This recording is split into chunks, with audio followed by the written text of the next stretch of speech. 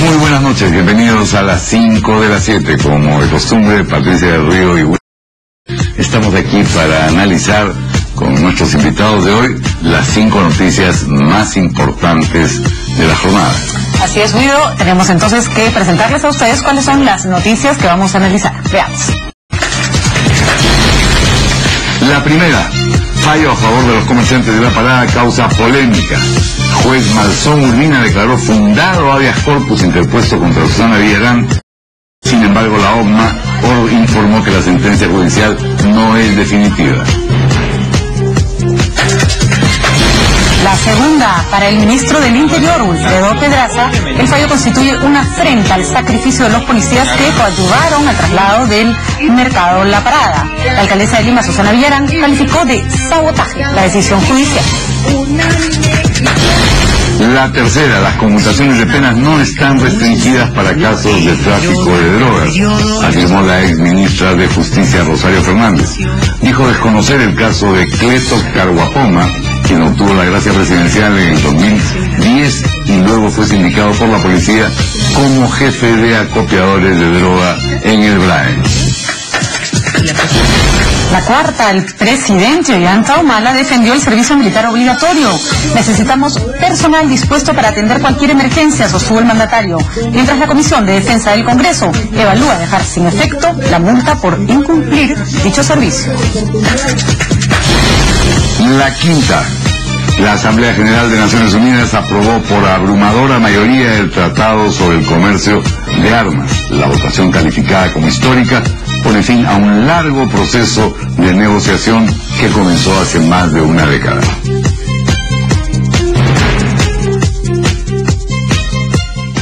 Bueno, estas son nuestras noticias de hoy, Patricia, y nuestros invitados, el analista político y político también, Juan Cheput, y el congresista Rolando Reatey. Muy buenas noches, ¿cómo están ustedes? Muy buenas noches. Gracias por acompañarnos. Bueno, pues el fallo judicial ha causado gran polémica. No es habitual que la OMA publique un comunicado diciendo, perdón, no la OMA, la presidencia de la Corte Suprema, la oficina de imagen de la Corte Suprema, diciendo, por si acaso esto no es definitivo, no se preocupen mucho. Que no pande el cúnico. Y también una nota de prensa del Ministerio del Interior diciendo que aun cuando ellos van a cumplir las decisiones judiciales, esto les parece incalificable y que por el momento no solo no han retirado a la policía, sino que han reforzado el resguardo policial sobre la zona de La Parada.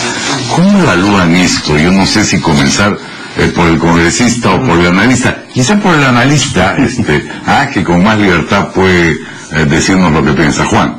Gracias, Guido.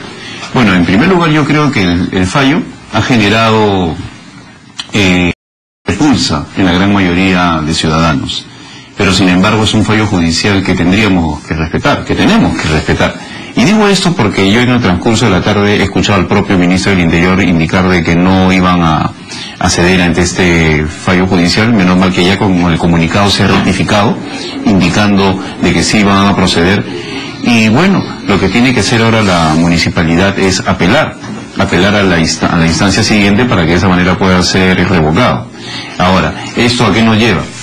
A que lamentablemente en el Poder Judicial muchas veces el habeas corpus o la acción de amparo son utilizados de una manera arbitraria, no solamente en este caso, sino en muchos, ¿no? Perdóname que te interrumpa, Juan, yo estoy de acuerdo contigo en que hay que cumplir una decisión judicial, es una autoridad independiente de los otros poderes, pero ¿cómo un habeas corpus, es decir, la protección personal de una persona, que es el recurso que se interpone ante el juez, puede convertirse en una norma general para que todos los comerciantes regresen a La Parada? Claro, es que allí es donde está la distorsión y allí es donde está lo anómalo, ¿no? En que se utiliza no una acción de amparo, que era lo que hubiera procedido de manera colectiva, sino un habeas corpus para que a partir de los derechos individuales de un ciudadano, de un comerciante, se llegue a retirar todos los módulos de concreto y a todas las fuerzas policiales. Pero allí es algo que tal vez comentemos en la segunda pregunta. Haya habido deficiencia de parte de lo que corresponde hacer en términos políticos, tanto de la municipalidad a través de su procurador como de cuando cuando uno ve que se está viniendo un fallo de este tipo, uno forma opinión para presionar al juez. Eso se ha visto en diversos casos en la anterioridad, y en este caso simplemente se dejó pasar.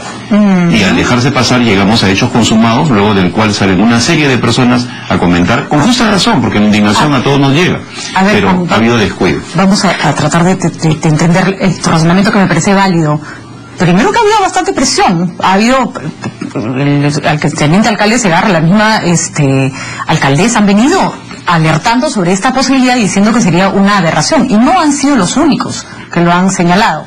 Por otra parte, el juez ya había dado una entrevista en la que claramente decía o dejaba entrever que este iba a ser el sentido de su fallo. Sin embargo, en otros países, al jurado, a las personas que tienen que decidir, justamente se les aísla pues de la prensa, de la opinión pública, porque la decisión del juez debería estar sujeta a ley y debería estar sujeta a criterios de derecho, no a lo que la mayoría aclama, ¿o sí? No, en ese caso la presión política es válida en un contexto en el cual tú necesitas denunciar de que hay un comportamiento incorrecto de parte del juez. Ahora, nuestro sistema jurídico lamentablemente no se basa en la jurisprudencia, sino define mucho lo que diga el propio juez. Ahora, yo creo que por ese tema de la revocación no ha sido suficiente el esfuerzo que puede haber hecho el teniente alcalde y otros regidores. Yo recuerdo, y en este caso creo que la responsabilidad principal recae en el ministro, porque recuerdo otros casos en los cuales Fernando Rospigliosi, cuando se enteraba que iban a salir liberados un grupo de personas, pues salía a formar opinión mañana, tarde y noche para presionar a los jueces, que al final son actores políticos. Pero ahora que ya tenemos un hecho consumado, yo creo que lo que corresponde ahora es apelar para que ese fallo sea revocado en instancia superior. Me parece interesante lo que dice Juan, pero a ver, Rolando, de repente tú nos puedes ayudar a entender lo siguiente. El aspecto de formar opinión me parece discutible, pero me parece un buen punto. La pregunta es, obviamente nadie se envalentona tanto con una sentencia que a todas luces es, no porque vaya en contra o a favor de Susana Villarán, porque va en contra del proceso de institucionalización y de formalización que el país necesita. Es porque debe haber presiones también del otro lado. ¿Puede existir esa lectura? ¿Cómo estás, Patricia? Yo creo que todo he escuchado hoy día en la Comisión de Justicia. Le han dicho al juez ignorante, que le falta leer introducción al derecho, que el fallo es una afrenta a la ciudad, que el juez está ahí porque Dios es grande, que debilita la institucionalidad. ¿Quién le dijo todo eso? Los congresistas que ella, y que es que el fallo prevaricador, y que es un juez vendido y coimero. Y incluso el procurador denunció que él había recibido una bolsa de dinero. Entonces, si el procurador es del municipio y va a defender a una institución, debería ir de inmediato al Ministerio Público y denunciar si tiene las pruebas necesarias. Dijo que no lo podía probar, y a mí también me parece una ligereza acusada. Una ligereza tremenda. Entonces, cuando un fallo de un juez, razones fundadas debe haber tenido para que saque esto, yo creo que hay que analizar. ¿Quieres, perdóname, Rolando, que lea alguna de las razones del juez? No, porque son verdaderamente, alguien que redacta de esta manera. No te digo que no puede ser juez penal. Mira, en la parte resolutiva, porque tú sabes que muchas de las páginas son relleno, ¿verdad? En la parte resolutiva incluso dice, mira, en el cuarto, dispongo de inmediato la dación de cuenta de la Comisión Permanente del Congreso de la República por indicios razonables de ilícitos penales contra el ministro del Interior. Eso es lo que dice. O sea, ya ha mandado al Congreso de la República los fundamentos necesarios que había habido ilícitos penales, y que hay que denunciar el ministro, y que la Comisión Permanente del Congreso tiene que reunirse, y nosotros tenemos pedido que se reúnan para no dejar a nuestros televidentes con la curiosidad sobre la forma de redactar de este juez. Para que el soterramiento insólito de la deliberada distorsión de la irrelevante cláusula sexta quede expuesta, preguntó a la autoridad. El magistrado que suscribe recurre a adicionar a la sentencia la aplicación de la razón suficiente de Leibniz para consolidar irrebatiblemente que la interpretación sui generis de la cláusula sexta por parte de los funcionarios de la municipalidad es insoterrablemente dolosa. ¿Esto es el lenguaje que puede utilizar un juez del Perú? Esos son el lenguaje que los jueces utilizan. Esa es nuestra realidad. Mira, yo creo que acá tenemos porque eso es meter a todos los jueces en el mismo saco, no es verdad. Hay jueces distinguidos. Y yo creo que esto no es el palabreo que acompaña la sentencia, es el razonamiento. El juez tiene que justificar el razonamiento que lo ha llevado a tomar una decisión. Y esto no da cuenta de un razonamiento muy claro. O sea, la confusión en el lenguaje es un reflejo de la confusión en la manera de razonar o de no tener argumentos. Es una serie de elementos que justifiquen su decisión final, y de eso tal vez llenar hoja tras hoja de una serie de razonamientos, inclusive menciones a Roberto Maclean y a distinguidos juristas para justificar su decisión, es algo que no nos puede gustar, como que a mí no me gusta. Pero yo creo que ahora necesitamos tener bastante cabeza fría, porque no es el problema de un juez, es un problema de un sistema que está enfermo. Un sistema en el cual el habeas corpus y las acciones de amparo son utilizadas permanentemente para abrir negocios, para que continúen construcciones, etcétera, para liberar a personas, etcétera, etcétera, y muchas veces de manera indebida. Y ante eso, la OMA lamentablemente no juega un papel castigador, punible, como debería ser. Inclusive el Colegio de Abogados, que en esta semana creo que está celebrando su semana... El Día del Abogado, ha dejado de lado su comisión de ética. Hace mucho tiempo que no escuchamos un pronunciamiento del Colegio de Abogados respecto al tema ético y a la forma como algunos jueces, abogados o juristas en general se desenvuelven. Entonces, el tema es más profundo. Tenemos ese tipo de cosas que van contra la razón, que van contra lo que nosotros podemos pensar que debe ser el reordenamiento de Lima, pero tenemos que cumplir la ley.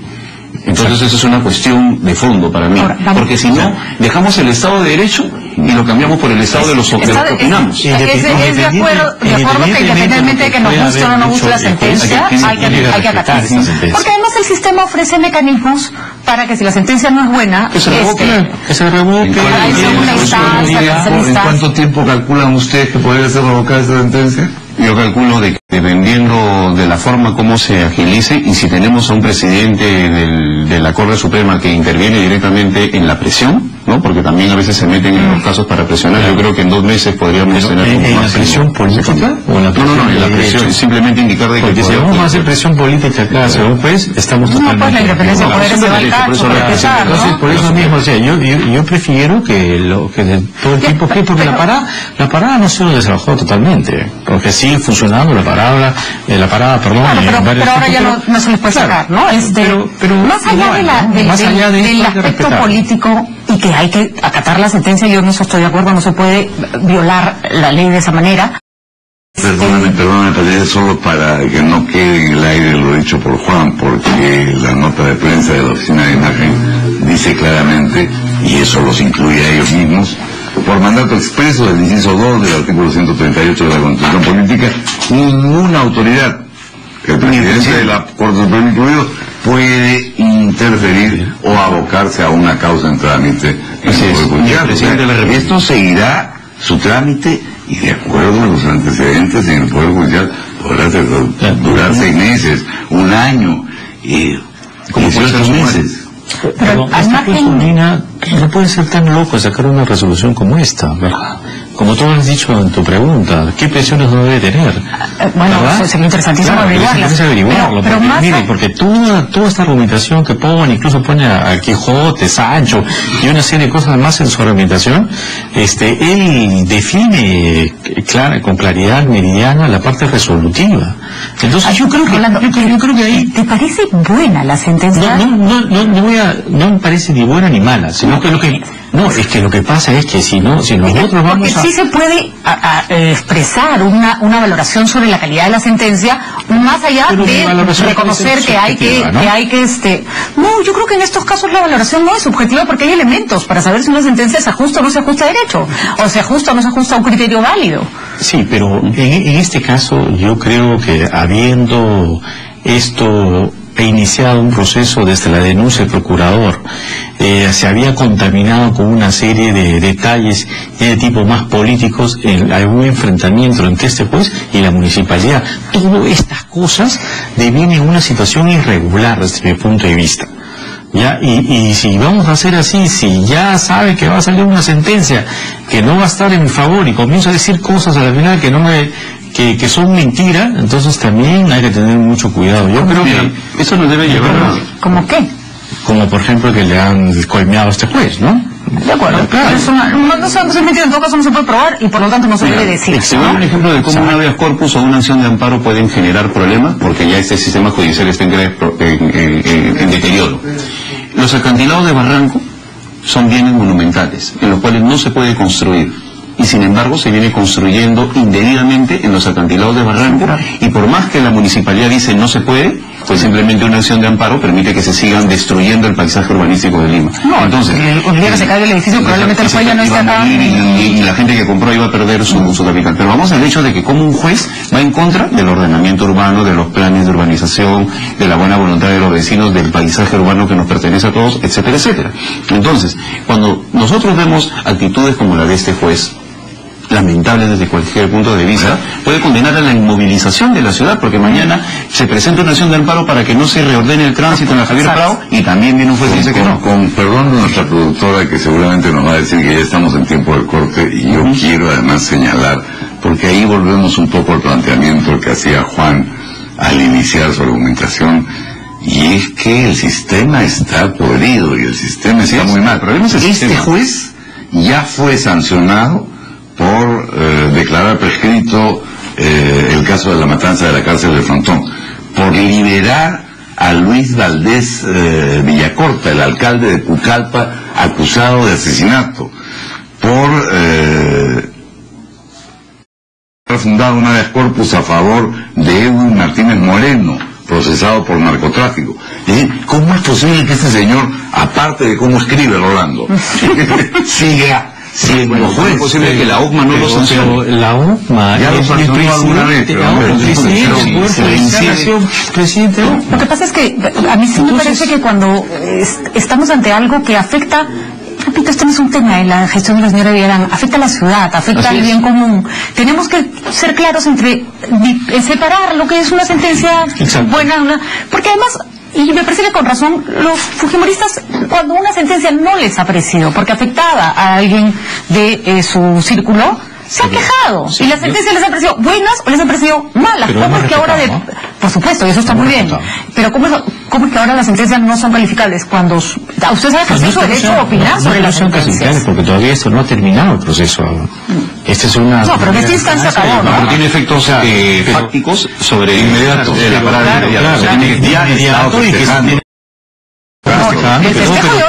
Pero el ordenamiento jurídico también le permite a la municipalidad tener apelar de inmediato, tener todas las posibilidades. Existen los mecanismos legales. Va a apelar el procurador del municipio y va a apelar el procurador del Ministerio del Interior. Van a apelar, porque el Ministerio del Interior sostiene que esto es una afrenta a los policías que todos vimos caer sacrificadamente frente a los vándalos y delincuentes. Pero no te olvides también, claro, que una operación de esa naturaleza, donde que hubo un saqueo terminal, donde que perdieron muchísimos comerciantes de Gamarra, muchísimo dinero, donde que los heridos de ambos bandos, en realidad, realmente, si hablamos del operativo que ha dejado mucho que desear, todas estas cosas no es tanto una ofrenda. Yo creo que acá hay que discutir mejor estos temas y que lo haga la justicia. Y que, bueno, que haya, como bien señala Rolando, un mayor control de parte del mismo órgano judicial. Si quieren que se respete la independencia de poderes, tiene que haber un control, ¿no? A partir de un colegio de abogados que debe estar más atentos a ese tipo de aberraciones jurídicas. Sí. Por cierto, que en el colegio de abogados está inactivo el juez. Bueno, si está inactivo el juez, entonces ¿por qué está como juez? No, porque un juez no necesita ser abogado en actividad. Es juez. Debiera no es hasta abogado. Su ficha, ¿no? Urbina La Torre Malzón. Bueno, ahora sí tenemos que ir inmediato Está el juez en la plataforma de radio, Patricia, Juan Rolando. Vamos a escuchar sus explicaciones. Recuperación de la parada por parte de los comerciantes, pues es un sabotaje a la ciudad de Lima. ¿Qué le dice usted a la ministra? ¿Qué le dice usted a la alcaldesa? Bueno, he escuchado con suma atención el comentario de la ministra. Dice que es un retroceso en el avance que se ha tenido en cuestiones de seguridad.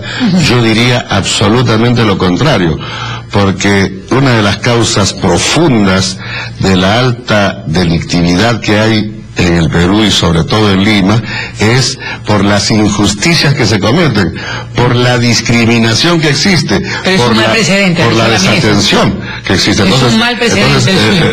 ¿El mío? Sí. O el del gobierno que no atiende los pedidos de la gente? Bueno, pues es un mal fallo porque es un mal precedente. No, crea un mal a mí precedente. me parece que está totalmente equivocada. ¿Dónde está la discriminación? Ese es un punto importante, porque la demanda reposa, por un lado, en la libertad individual, puesta en tela de juicio por la presencia policial, y lo otro es por el trato discriminatorio. Entonces, si Juan Pérez es cuestionado por el propietario o por el administrador de un inmueble, el administrador o el propietario tiene que entablar una demanda civil para lograr su desalojo. Pero es que ellos no son propietarios, doctor Urbina. No, me refiero al inquilino, señorita periodista. Ya, ok. Al inquilino. Ya, ok. Ellos son inquilinos. De acuerdo, pero esos señores no han sido notificados nunca porque no son tomados en cuenta por la municipalidad porque son posesionarios, no son propietarios Los de nada. posesionarios tienen derecho a un juicio. Ajá, ya, de acuerdo, pero, ahí va mi inquietud, es los comerciantes que ya están en Santanita son los verdaderos, eso dice la municipalidad, son los verdaderos comerciantes. Entonces, esta es un grupo de gente que, digamos, serán posicionarios, pero no pues son los naturales del mercado de la parada. Los naturales del mercado de la parada, que como usted bien ha señalado, fueron un terreno donado por la familia Calen Pacaicho a la municipalidad para que fuera un mercado, ya están en otro lugar. Estos señores no tienen arte ni parte para un habeas corpus. Disculpen usted, pero la información es errada. En primer término, ni la propia municipalidad ni la alcaldesa no diferencia, y ahí está su declaración, está recogida en el expediente felizmente, ni el procurador de la municipalidad tampoco está ubicado, porque según él dice que son concesionarios, y no son concesionarios, dice, son inquilinos. Mire usted la gran contradicción. ¿Qué son para usted posesionarios? Para mí son poseedores, y todo poseedor, inclusive Sin títulos. sin título, tiene derecho a ser enjuiciado. ¿Ah, sí? Por supuesto que sí. O sea, cualquiera se puede meter y quedarse con algo. Si tenga derecho. si tiene una posesión ilícita, su permanencia ahí lo hace poseedor legítimo. Y tiene que hacerse el juicio para sacarlo. Pero yo quería retomar el hilo. En cuanto a lo que dice el procurador dice, no son concesionarios. Y acompañando a su alegato presenta documentación, entre ellas del gerente de EMSA, que le manda una relación y dice, la señora que firma la demanda, la Ida Obdulia no sé cuántos, dice, no es concesionaria, y para probar ello, acompaño toda la relación de concesionarios. ¿Y dentro de esos concesionarios son los que piden el habeas corpus? No, lo que importante en este extremo, si usted me permite, es que sí hay concesión. Porque el mismo administrador está diciendo que son concesionarios, mientras que el procurador dice que no hay concesionarios, y mientras que la alcaldesa dice que no hay concesión. Fíjense usted la gran contradicción.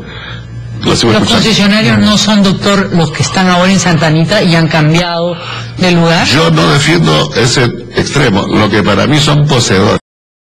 Concesionarios, inquilinos. Puede haber sido que se pasa Santanita, puede ser cualquier otra persona que llegó. El que está en posesión del predio es poseedor, y como tal tiene que ser demandado judicialmente para desalojarlo. ¿Cuántos puestos tienen estos posesionarios? En el interior de la parada, no en los exteriores. De acuerdo. Yo he ido el día 14 del próximo mes pasado, de marzo, ahora que se supone que hay el negocio, para ver cuáles serán los alcances de sus reclamos, y hemos tomado nota de 517. ¿Dentro del mercado? Dentro del mercado. Ahora, Y no había ningún representante de la municipalidad para contradecir ni para decir, oiga, este señor no estaba, o este está allá. Lo que dice tanto la alcaldesa como el ministro del Interior es que usted ha comunicado primero a la prensa y después no ha comunicado a las partes. Ellos no han sido notificados de su resolución, se han enterado por los medios de comunicación, siempre saborís, listos y avisados, y usted no ha comunicado a las partes. Es un cuestionamiento absolutamente irrelevante, porque yo lo que he hecho es, inmediatamente que sale la sentencia, hacer que se descargue el sistema y que lo comuniquen por la página web, que lo cuelguen. Y la notificación a ellos con el sistema tan avanzado que tenemos del Poder Judicial, tan atendido que tenemos, entre comillas, llegará pues de acá a unos 15 días. Ahora, cuando usted dice que es inmediato y se habla de que puede haber una apelación, ¿esto qué significa? ¿Que se suspende lo que usted ha ordenado mientras se resuelve la apelación? ¿O la policía se tiene que ir ya? El artículo 22 hace una innovación. Antes, la resolución era apelada, como tiene que hacerse, entiendo que será lo menos que haga la municipalidad, y luego de la deliberación del caso, la sala superior confirmará, etcétera. Pero como quiera que el espíritu del habeas corpus es la inmediatez con la que tiene que actuar el Poder Judicial antes de que sea irreversible el daño, ahora en el Código Procesal Constitucional se ha recogido en el artículo 22 la posibilidad de que quien es agraviado y ha sido favorecido por la sentencia pueda pedir la ejecución inmediata. El ministro dijo hoy día que estaban analizando el caso, el ministro del Interior, para ver si es que acataban el fallo. ¿Puede hacer algo el ministro para no acatar el fallo? Según la ley, desde luego que no. Desde luego que no. Pero el ministro ha dicho que van a analizar el fallo, porque tendrá como que la democracia es eso, la democracia es un alcance de poderes, usted lo sabe más que cualquiera, claro, porque es juez, y que entonces tampoco es que usted venga con una sentencia, o el Poder Judicial venga con una sentencia y diga, sal, no. Yo no he dicho eso, yo estoy contestando la pregunta de cuál era la posibilidad. ¿Cuánto tiempo tiene que pasar para que la policía se retire, para que los pollos estos de concreto se retiren y bueno, venga la balanza? Nosotros no hemos consignado un tiempo porque entiendo que esa sentencia va a ser materia de revisión por la instancia superior. Entonces, como le dice Armando, pues si va a ser materia de revisión no hay por qué ejecutarla. Si es apelada... Yo estaba explicando, yo no estoy diciendo que esa es mi posición, de ninguna manera podría ser. Lo que les estoy diciendo es que en la ley hay un artículo que permite que la parte que se sienta favorecida por la sentencia pueda pedir su ejecución. ¿Qué pasa si el ministro del Interior no retira estos pollos de cemento, estas... Una buena pregunta. La ley lo que dice es de que se notifica y se le apremia con multas sucesivas hasta la destitución. Hasta la destitución. Además, usted al ministro también ha dicho que habría cometido delitos. Ah, sí, desde luego. ¿Qué delitos habría cometido el ministro? En primer lugar, aparte del abuso de autoridad, hay algo bastante oscuro respecto de la intervención del ministro. Yo he ido personalmente a tomar su declaración al Ministerio del Interior. Me hice presente y me dijeron que no podía declarar, que no estaba, etcétera. Entonces le dije que no hay ningún problema, que cumplo con dejarle un pliego interrogatorio en respeto a su alta investidura, que por favor trasladaran ese pliego contestado a la brevedad posible. Lo llevaron al otro día y todas las preguntas fueron contestadas en un sentido evasivo, negativo, como está en la sentencia. No sé, no me consta, yo no tengo nada que ver con la policía, no sé absolutamente nada. La verdad que a mí me sorprendió esa respuesta. Pero respecto de él, y se está... Bueno, porque él no dirige los operativos policiales. Pero ¿no? resulta, si usted me permita, vamos a tomar como cierto lo que usted dice, pero resulta que la alcaldesa, cuando yo le pregunto sobre la instancia policial, me dice, no, el ministro me ha dicho que esa policía tiene que estar allí porque es un lugar altamente peligroso, o sea, el lugar de la distribución. Y por eso le estoy poniendo, o sea, deja entender... Bueno, pero una cosa es lo que diga la alcaldesa y otra cosa es lo que diga el ministro respecto a una acción concreta real, porque ella puede haber conversado por teléfono, ella estaba en Nueva York, además ciertamente no estaba acá, ella puede haber conversado por teléfono y le ha dicho, no, mira esto, te voy informando, pero ya la responsabilidad del operativo en sí no le corresponde al ministro. Al ministro hay que creerle, porque aunque ahora haya dicho, cuando estaba esperando mi turno, decía que nosotros nos ha costado sangre y fuego desalojar la parada. Y lo dice en serio, y eso no es verdad.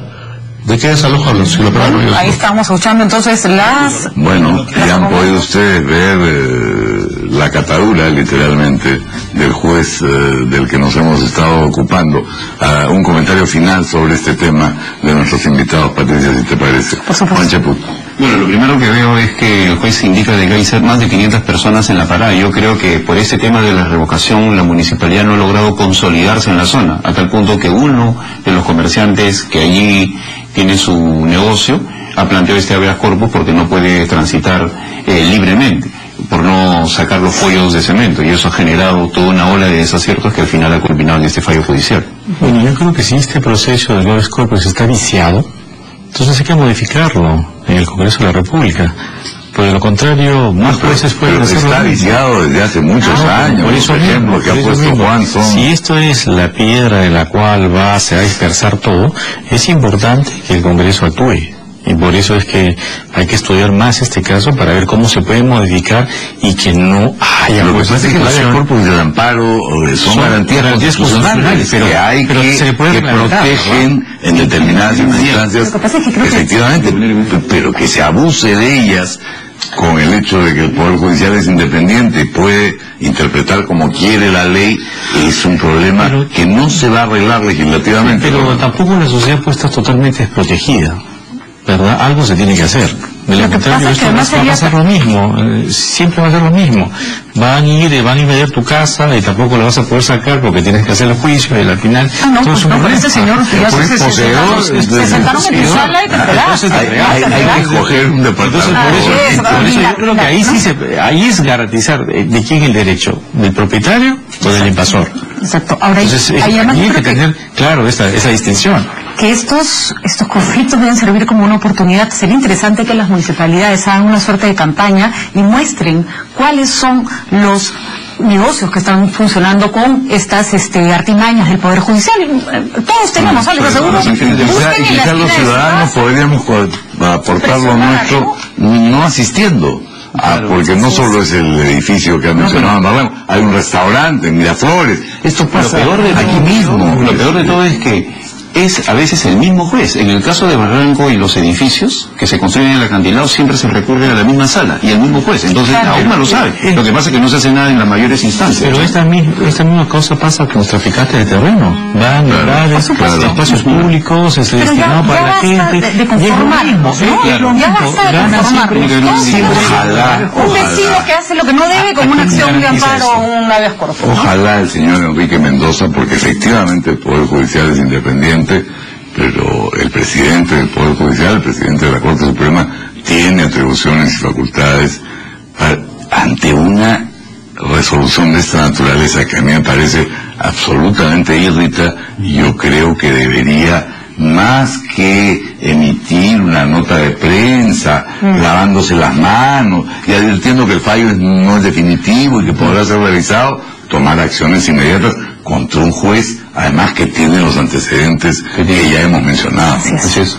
Bueno, un formato inusual en las 5 de las 7 de hoy, pero la noticia es así. Vamos a hacer una pausa, escuchamos titulares y volvemos con recién la segunda, Patricia. Sí. Así una primera larguísima. No, ya está. La primera y la segunda, ¿no? Sí. Comentaremos un poquitito de la reacción del ministro nada más. Ya volvemos. Bueno, antes de pasar a nuestra siguiente noticia, simplemente les quería pedir a nuestros invitados que redondeen un poco la idea sobre la respuesta del ministro Pedraza. Que yo entiendo la indignación, pero también uno no se puede olvidar que es un ministro de Estado. ¿Qué debería pasar en este caso para no dar esta imagen de barbarie, que creo que es la que estamos proyectando a los peruanos? El ministro tiene la protección constitucional, no el Congreso. Lo que tiene que hacer es simplemente llamarlo a la comisión permanente del Congreso, ver las denuncias de este juez, ver si existen realmente los indicios razonables de los delitos penales. De lo contrario, si no hacemos eso, cualquier ciudadano en el Perú nos puede denunciar a nosotros por omisión de denuncia, por omisión de funciones y una serie de cosas adicionales. Y yo creo que el ministro debe acatar la resolución de inmediato, ¿verdad? Y tratar de poner orden, ¿no? Una cosa es sacar los cepos de cemento y una serie de cosas que pueden existir ahí, y otra es poner la policía ahí para que no ingresen los camiones, porque la resolución también de la municipalidad debe ser de inmediato, no prohibir la entrada de camiones. También eso está en la facultad también de la municipalidad de Lima. Entonces eso tiene que actuar de inmediato, ante una acción, una reacción, y esa es una reacción política válida. Si no quieren más camiones que entren allá, no, pues la policía va a poner multas, decomisar los camiones. Existen mecanismos legales como para poder contrarrestar esta situación, para que no exista el caos, no exista el desorden. El ministro no ha dicho que va a desacatar la orden judicial, pero ha puesto digamos, el orden público en la balanza. Vamos a hacer lo necesario. Estamos en una democracia y aun cuando no nos guste la decisión la tenemos que cumplir, siempre y cuando esa decisión no constituya una alteración del orden público. Claro, el siempre y cuando es el que creo que puede generar algún tipo de controversias. El ministro es un funcionario de Estado y sabe perfectamente que cuando hay un fallo judicial, hasta el propio presidente está obligado a hacerlo cumplir. Desde ese punto de vista, en un Estado de Derecho debemos de dejar de lado el estado emocional que puede tener él al haber indicado, o algún funcionario al haber redactado ese comunicado. Pero tú coincides con Rolando en que la municipalidad tiene, pese al fallo judicial, toda la autoridad para impedir que entre. Por supuesto, la municipalidad tiene que actuar y gerenciar mejor esa zona, porque el proceso de consolidación de la decisión que tomó del desalojo no se ha consolidado, valga la redundancia. Claro, digamos que esos comerciantes no han entrado hoy día en masa, ahí está, ¿no? O sea, lo que va a hacer es más difícil sacarlos. Así ¿no? es. Bueno, vamos a pasar al siguiente tema, Guido, que es un tema que hemos conversado en la mañana con la ex ministra de Justicia, Rosario Fernández, que en realidad era la ministra que estaba a cargo de la cartera de Justicia cuando se dieron buena parte de los indultos y de las conmutaciones de pena. Creo que hoy en la mañana fue bastante ilustrativo conversar con ella, Guido, porque nos ayudó a entender que son dos cosas distintas. Un indulto es el perdón que se le otorga a alguien que ya no tiene que cumplir sentencia y se en la cárcel, y una conmutación de pena es se le da a alguien que originalmente no tenía un beneficio para que en lugar de purgar, no sé, pues 12 años, salga a los 7, ¿no? Incluso pero podría darse el caso de una conmutación sin excarcelación. Así es, o que coincida con que justo le faltaban unos meses después de la conmutación y salió. Esto paralelo a que el comercio ha puesto un caso en vitrina sobre un presunto narcotraficante bastante grande, digamos, ¿no? Notorio, que habría salido justamente por estos casos de conmutación de pena. La pregunta es cuán seria es la denuncia que se está haciendo, cuánto se están inflando cifras y realmente cuánto de no sé, malbaratear la figura del indulto hay en esta denuncia, o efectivamente es algo de lo que debamos preocuparnos, Juan. No, es algo indiscutiblemente tenemos que preocuparnos de eso. Yo escuché también en la entrevista que le hicieron a la ministra Fernández, y si bien es cierto la ley no margina a los narcotraficantes, tampoco es cierto de que les da cierto carácter de preferencia o exclusividad. Durante su gestión han habido 285 indultos. Y a mí lo que me preocupa es lo que dijo el congresista Tejada sobre el plumón de Alan García. Hace años yo recuerdo un artículo de Caretas, en el cual cuando venían los informes económicos durante el primer gobierno de Alan García y le decían la inflación el próximo año será de 50%, él lo tachaba y ponía 35%, ¿no? O sea, sin ningún criterio técnico, él simplemente quería que el próximo año la inflación sea así. Igual ha funcionado ahora. Le decían, este señor tiene 12 años y se sugiere que tenga 10, se ponía 9, 8, sin ningún criterio técnico. Y por eso creo yo que en la media comisión donde está el congresista Tejada, este tema se tiene que investigar, porque uno de los males de los cuales adolece nuestro país es el narcotráfico, y en ese sentido no se puede ser permisivo con actitudes que liberan a personas que le hacen tremendo daño a nuestra sociedad. De acuerdo, Juan, pero totalmente tenemos que conseguir que el Perú no está lleno, en la cárcel no hay grandes narcotraficantes, pues desgraciadamente está llena de burriers, paqueteros, ojalá estuviera llena de grandes capos de la droga, bueno, ¿no? Esos están paseándose en camionetas 4x4. Yo no sé si eso es un beneficio, porque uno de los problemas del Perú es que casualmente como hay pequeñas firmas, pero esas firmas son como abejas que al final conforman un panal en el cual hacen daño. Pero una mujer que la agarraron con 40 quetes de pasta básica, está bien que cumpla una pena, pero no me vas a decir que es no, pero te estoy hablando que en algunos casos han salido bandas completas. De acuerdo. Entonces eso genera problemas. Y los casos emblemáticos a medias que se ha deslizado de la mega comisión, que es también otro problema, ¿no es cierto? Es decir, que se lance la información parcial, a medias, filtrada, sin tener todo el paquete para poder analizarlo y discutirlo ahora con seriedad. Yo entiendo perfectamente tu punto de vista y sí creo que hay que preocuparse, Juan, pero me parece que hay aquí cifras infladas. Rosario Fernández es una mujer que merece, creo, todo el respeto y todo el aprecio, porque es una rota cabal y ha dicho lo que ella hizo y ahí no había irregularidades. Pero me gustaría escuchar la opinión de Rolando, porque además esta filtración obviamente tiene como objetivo dificultar el tema del indulto al expresidente Puigdemont. Bueno, yo creo que el indulto es una facultad absolutamente discrecional del presidente de la República, cuasi monárquica. No hay nada, o sea, él define y decide, sin importar el informe y nada de estas cosas. Creo que acá el indulto ya se ha manoseado tanto que a la final esto es un argumento mucho más político. Creo que la filtración que hace el presidente de esta comisión es sin... ¿Te consta que lo ha hecho el presidente? Pero él en la conferencia él ha comentado, obviamente, pero él no puede comentar algo sobre una investigación que está haciendo. Si él es serio, debe ser absolutamente serio. Si él tiene eso, tiene que denunciar no, pues aquí ha habido esto, y por lo tanto yo denuncio al poder, denuncio a la fiscalía. Que no era información secreta, ¿no? O sea, cada una de estas indultos o conmutaciones de pena se da con pulsación del peruano. O sea, eso es un secreto para nadie. Que se da. Y por lo tanto yo creo que acá va algo más allá. Quieren distorsionar esta figura, ¿no? Con una serie de filtraciones que hubo ya desde la propia ministra de Justicia. Ahora tratan de meter en todo esto a la que se tiene que investigar acá si estos indultos han sido irregulares o no. Yo tampoco dudo de la ministra Rosario Fernández, pero de todas maneras, si hay algo que está contra la ley, si hay algo que definitivamente han hecho mal, hay que investigarlo. Nosotros estamos contra y no le vamos a proteger a nadie en este sentido. Queremos que las cosas se hagan bien. No estoy involucrando al fujimorismo en el sentido de que me lo han pedido, ni mucho menos, pero al decir, miren todos los delincuentes grandes, delincuentes que han salido de la cárcel, ¿no le conviene un poco esto a un posible indulto para Alberto Fujimori? ¿No están sensibilizando a la opinión pública en el sentido de que si se lo dieron a ellos, ¿por qué a él lo siguen manteniendo preso? Mira, porque hay 3 tipos de indulto, ¿no? El regular, el excepcional y el humanitario. Nosotros hemos pedido el humanitario, es decir, y por la boca del propio presidente Humala. No que él se siente presionado, no, si a mí yo no doy indulto porque nadie me lo ha pedido, la familia no me lo ha pedido. Entonces, cuando se le pide, entonces él cae en 1000 idiomas. Entonces, por favor, quien politiza este tema no somos nosotros, están politizando ellos. No, una serie de detalles, una serie de situaciones que al final no está claro realmente el papel y no está claro si le van a dar indulto o no. Pero lo único que le pedimos a él es que se defina, sí o no.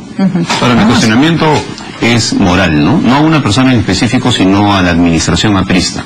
Si estamos hablando de que ha habido entre 400 y 600 personas que han sido indultados o se les ha conmutado la pena por narcotráfico, ¿por qué el mismo número no fue en los años anteriores, en otros gobiernos, o por qué no se mantiene en la actualidad? ¿Cuál es la diferencia? La diferencia es que hay algo que se llama la ley de los grandes números y hay estadísticas. Si nosotros estamos hablando de disminuir la pena a algunas personas, pues existe un patrón a lo largo de todos los años. Ojo, Juan, que en ese caso se le acusó duro por ejemplo, de darles beneficios a los terroristas. O sea, también hay que tener cuidado porque a veces se malbaratea una información que son casos individuales que hay que ver. Que han merecido una explicación de nosotros porque venía de la comisión que presidió Diego García Sayón con el gobierno de Paniagua. Pero ese pico que hay se explica. En este caso, se vienen los indultos así, en el cual no hay narcotraficantes, viene el gobierno aprista y sube.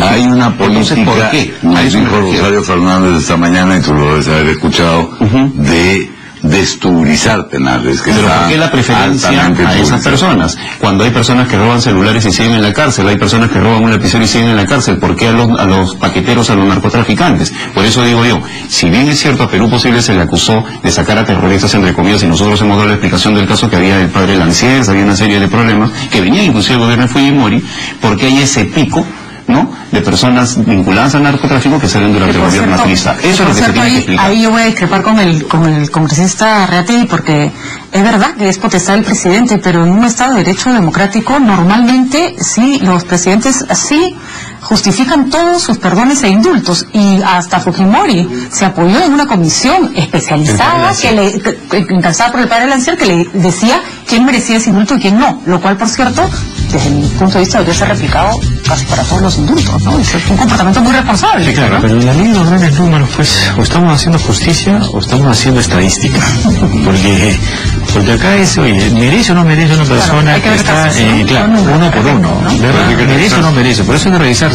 Si hay una denuncia como esta, y si hay la estadística es abismal en el caso, claro, deja dudas, pero hay un cuestionamiento formal donde que se ha habido tráfico, donde que ha habido favoritismo, donde que se ha pagado dinero, una serie de detalles. Eso es lo que hay que investigar. Eso es lo que hay que investigar. Tenemos que hacer una pausa y volvemos a las 5 de las 7 con nuestro cuarto y quinto temas.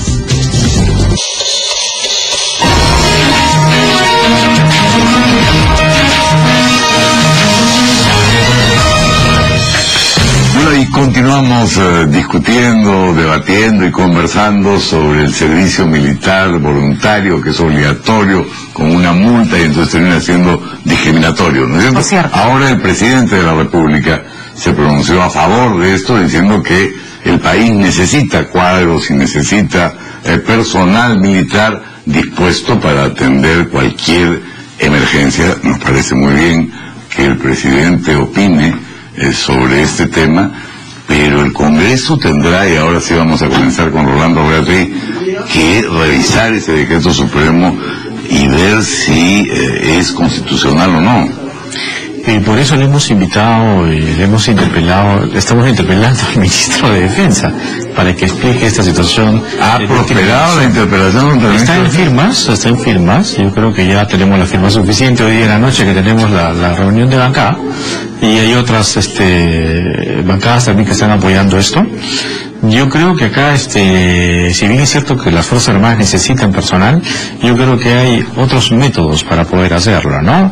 Hay que hacerlo que un joven le vea rentable pertenecer al Ejército, a la Marina, que sea atractivo, que sea atractivo. Oye, voy a hacer una carrera técnica ahí, que tengo capaz, voy a defender mi patria, pero también voy a servir a mi patria, pero también tengo la oportunidad de poder tener, oye, ser soldador, mecánico, una formación enfermero, técnico, chofer, es decir, una serie de variables que le permiten ser atractivo a que a un joven de 18 años pueda ir a las Fuerzas Armadas. Yo creo que eso es importante, porque a mí me parece que no están funcionando más bien los incentivos, porque hay incentivos para darle a cada soldado. ¿Por qué en la Marina y en la aviación no hay la carencia que se presenta en el Ejército? Por eso, porque seguramente el dinero está yendo por otro lado, pero ojo, si hay incentivos, que llegue o no llegue, hay que averiguarlo. Pero si hay incentivos... Pero incentivos mínimos, ¿no? Es una propina de 100 soles. No, hay una propina ahora de 350 soles, que le debe llegar a cada soldado, ¿verdad? Entonces, claro. Entonces yo creo que acá falta otro tipo de incentivos, porque además tenemos que tener un ejército absolutamente profesional, ¿verdad? Entonces para eso necesitamos incluso hacer que sea totalmente atractivo y que sea más bien un incentivo ir, y no estoy llamando pues por sorteo, discriminado, que si no te va, tiene que pagar una multa de 1.850 soles. Las explicaciones del ministro de Defensa el domingo han sido bastante desconcertantes, porque sus argumentos eran algo así como, eso ya era así, ¿no? O algo como, bueno, ¿cuál es el problema que vayan los pobres a hacer el servicio militar si siempre han ido los más pobres? Entonces, perpetuemos la diferencia, ¿no es cierto? Institucionalicemos la discriminación. Respecto de la multa, ¿no? Perdóname, es como cuando uno se pasa un semáforo, te cae una multa. Muy pobre, como que no tenía la convicción o no tenía el conocimiento respecto a que estaba él. Es fácil de defender, por cierto, ¿no? O sea, ese es el típico caso en que se mete el gobierno en un tema casi imposible de defender. Seguro que este ministro es absolutamente discriminador, y eso está mal. En pleno siglo XXI. Mira, se reclamaba la presencia del ministro, porque hasta ese momento habían salido solamente el presidente del Comando Conjunto y los viceministros, pero cuando él sale decepciona, porque parece que o no tiene la convicción en lo que está defendiendo o no conoce muy bien del tema. Inclusive el día de hoy ha indicado de que los reclutas sí hacen patrullaje en el Brain, y casualmente las emboscadas de los últimos 6 meses son las personas que están patrullando, y él ignora que los senderistas o los narcoterroristas, los que están en esa zona, emboscan a las patrullas que están paseándose por diversos... Perdona que te corrija apenas un matiz, porque él ha dicho, no cumplen labores militares, cumplen labores de patrullaje. Pero eso es ¿qué cosa es el patrullaje? Pero es más, su viceministro dijo que creo que el ministro no va a los 6 meses, ¿verdad? Sí, después de 6 meses. Y el propio premier cometió también ahí un error indicando de que no iban, ¿no? Además, lo crítico en este caso es que en el Brain mueren chicos dentro de los cuarteles, o sea, porque hay francotiradores. Entonces el ministro de Defensa no tiene idea de lo que pasa en el Brain, eso es lo que nos acabamos de enterar. Mira, pero el desconocimiento funcional, más allá de los estímulos que muy bien ha planteado Rolando, y con los cuales estoy completamente de acuerdo, la Marina, por ejemplo, y la FAP tienen esos estímulos, por lo menos aprenden un oficio. El desconocimiento funcional del propio presidente de la República, que dice necesitamos cuarteles llenos para situaciones de emergencia. Ese es el Sistema Nacional de Defensa Civil. Esa es una cosa completamente a la labor que tienen las Fuerzas Armadas, que es resguardar el territorio, y excepcionalmente en el Brain, dedicarse a labores que tienen que ver con una lucha interna, porque eso le corresponde a la policía. Cuando él dice, llenemos los cuarteles que están vacíos, ya no como antes, o de lo contrario, tenemos que estar aptos para cualquier tipo de emergencia, pero debemos recordar que esas no son funciones de las Fuerzas Armadas. Entonces, al final, coloca temas para el debate que demuestran un profundo desconocimiento y seguramente solamente ganas de volver a poblar los cuarteles para que o maltraten a los jóvenes, o de lo contrario buscan un servicio doméstico, como malamente algunos generales, porque se les ve haciendo mudanzas, se les ve limpiando. Lo hemos dicho aquí más de una vez. Haciendo limpieza, ¿no? Limpieza, ¿no? Y eso ahora es curioso porque dicen hay que llenar los cuarteles como estaban antes, pero antes los agarran de las mechas a los chicos y los metían, pues no había plan B, había una ley de balance que menos mal se derogó. Pero mira, el presidente dijo que tiene que tener los cuarteles llenos, ¿no? Y la ley de conscripción debería, que era para construir carreteras. De denuncias que hacen en la Comisión Interamericana de Derechos Humanos, que este gobierno ha matado 56 personas, que es genocida, que aquí que la policía se ha totalmente privatizado las empresas, y el procurador de Ingracia no defiende. Entonces, ¿cómo? Se queda callado. O sea, no defiende, bueno, pero no defiende. Afortunadamente, no defiende, esto va a perder importancia, Rolando, perdóname la interrupción, porque ya no vamos a tener armas. Naciones Unidas aprobó finalmente, ese es nuestro quinto tema, amigo, un tratado después de una década de debates sobre la no proliferación de armas. Se refiere a armas básicamente. ¿Cuál es la opinión que les merece esto? Es un pasito adelante en medio de la crisis coreana, ¿no? Es un paso adelante que puede tener cosas positivas como cosas negativas, ¿no? Desde mi punto de vista. ¿Por qué? Es cierto de que ya en el tratado indica de que la venta de armas no se le va a dar a aquellos países que cometen atentados contra los derechos humanos. La idea de los costarricenses cuando plantean esto hace cerca de una década es casualmente evitar que a países que son los que se han opuesto hoy en la votación, como Irán, ¿no? Siria, Cuba, no utilicen las armas que compran contra la población, su propia población civil. Pero el contrabando, ese es el verdadero problema. El verdadero problema, porque yo lo veo esto como una ley de prohibición, ¿no? De la década de los 20 en Chicago. La ley seca. O como los tratados que se firman para disminuir los gases. El que sale ganando realmente son los países que más se han desarrollado en la confección y tecnología armamentícia. Eso es lo que salen ganando. Israel, Estados Unidos, Rusia, muchos países. Claro, porque ellos tienen la mayor tecnología, van a vender más rápido. ¿Verdad? Y además, no te olvides que hay un tráfico de armas increíble. Y el tráfico de armas nadie lo puede parar.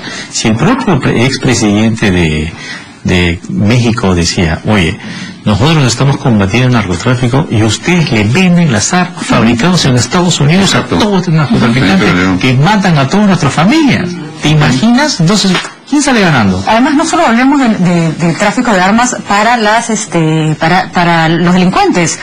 Hay una suerte de venta de armas a veces absolutamente innecesaria, porque es una transacción que deja enormes comisiones, porque hay un montón de corrupción alrededor de la venta de armas. Así es. Y bueno, en cual conocemos algunos casos. Es sintomático que los países que se han opuesto el día de hoy son aquellos que casualmente tienen mayores problemas en temas de derechos humanos. Pero lo positivo de esta norma de Naciones Unidas es que se les va a dificultar adquirir armas a estas personas. Por lo menos, pero el incentivo oficialmente. El incentivo del contrabando les va a salir más caro, como excelentemente ha dicho la gráfica. La verdad que, bueno, y en este contexto, por ejemplo, que el servicio militar no puede ser obligatorio, porque así como no se debe fomentar el uso de armas, no puedes obligar a nadie a aprender a disparar contra otra persona si no quiere. Pues, pero esto nos debe llevar. La semana pasada yo le escuchaba a Guido una cosa que debería quedar en el tintero para debatirse a fondo, que es la profesionalización de nuestras Fuerzas Armadas.